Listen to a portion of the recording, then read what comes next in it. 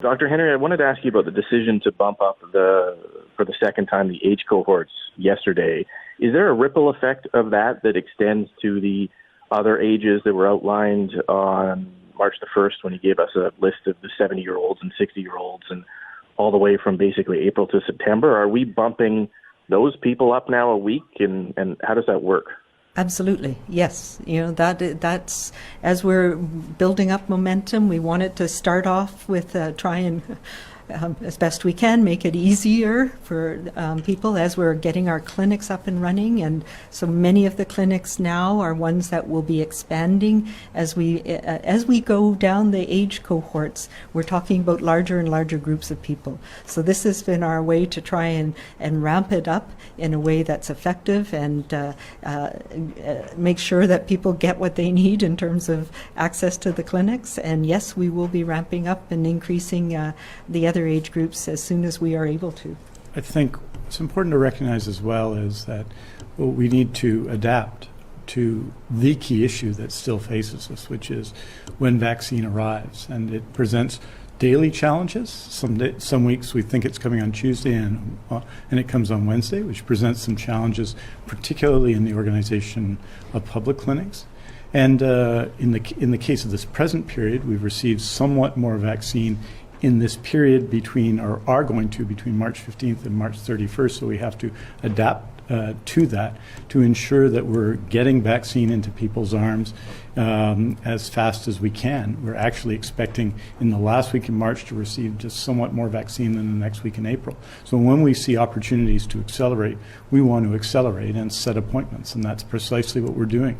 And in the case of today, for example, everyone 84 who is at least 84 years of age, born in 1937 or before, are able to sign up now for appointments. The idea is that we're going to have to, throughout this process, continue to adapt. And our expectation is that, unlike in January, most of that adaptation is going to be to accelerate the opportunity for people to get their vaccination. So that's what's happening now, and it's really positive. I think it's positive that we're, instead of going 85 to 89 today, we're moving on through this week so that people down to the age of 80 will know when they're going to get their vaccinations.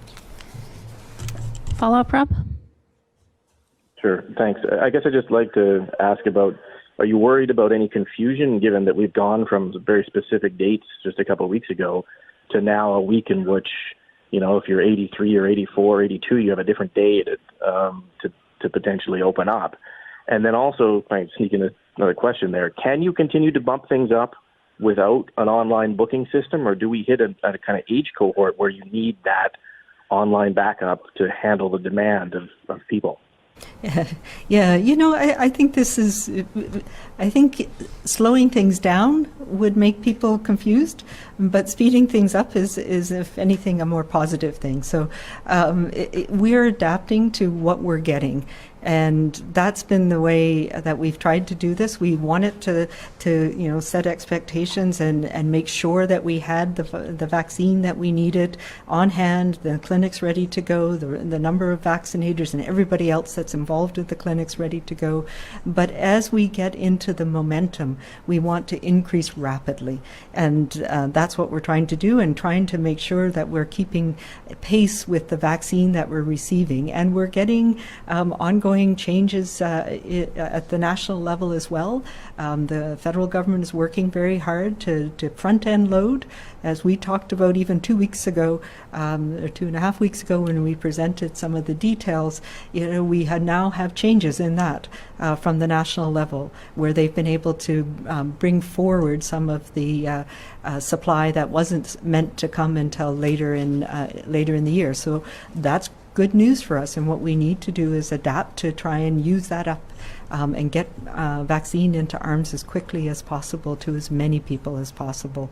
So I think it is important for us to speed things up as we can. We are being very cautious because we have seen, as the Minister mentioned, we've seen before where vaccine shipments have been delayed for reasons that we don't know. And of course, we were a little gun shy through much of February because we had such small quantities of vaccine for a number of weeks.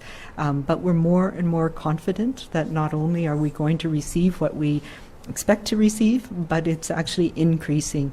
So that's good news, and it's going to be an all-out effort. And yes, we are working very hard on making sure we have the provincial online process that everybody can use. And the target for that is still, unfortunately, a few weeks away, but we want to make sure that it works and it works well.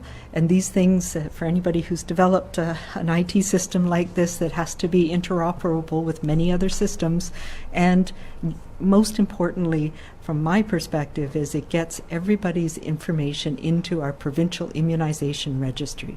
So you have a record, we have a record, so some point when you need that record, but also really importantly, that's our safety monitoring system as well.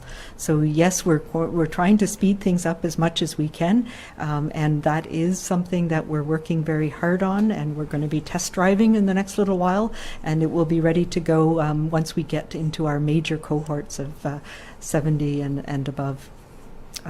So probably not until April. So we're going to have some combinations before we get to that.